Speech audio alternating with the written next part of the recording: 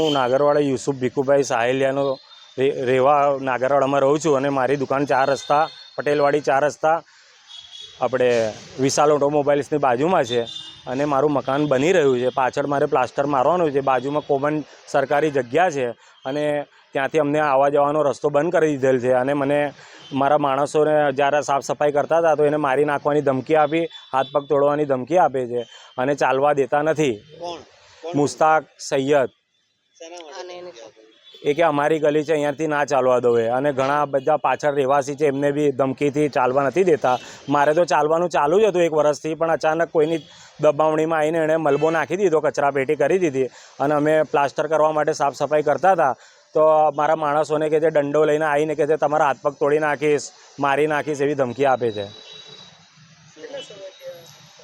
આ મારે જ્યારથી મેં મકાન લીધું છે ત્યારથી આ લોકોની તકલીફ તો ચાલુ જ છે. ત્યારથી રસ્તો ચાલુ હતો પણ હમણાં 3 મહિનાથી આ લોકોએ રસ્તો બંધ કરી દીધેલ છે. અત્યારે હું પોલીસ સ્ટેશનની બહાર ઊભું છું, કારેલીબાગ પોલીસ સ્ટેશનની બહાર. મારું નામ યુસુફ ભીખુભાઈ સાહેલિયા, હું નાગરવાડામાં રહું છું.